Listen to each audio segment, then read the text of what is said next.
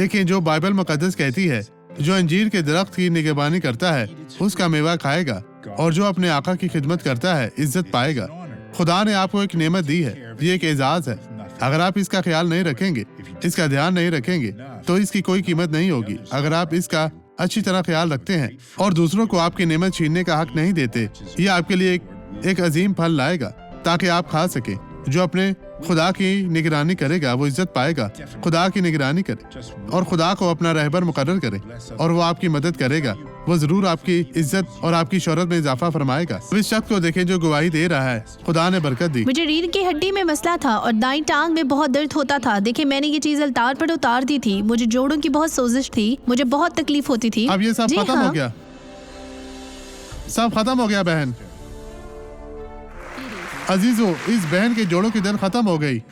अब मैं आपके हक में दुआ करना चाहता हूँ। खुदा, मैं इनको बरकत देने के लिए तेरी ताकत का इस्तेमाल करूंगा और बुराई की तमाम ताकत को शिकस्त देने के लिए ये बुराई इस जिंदगी में मजीद नहीं रहेगी। मैं कहता हूँ, बदी छोड़ दो, चली जाओ, गायब हो जाओ यीशु के नाम में। और आप कहें आमीन। खुदाउन तेरा शुक्र हो।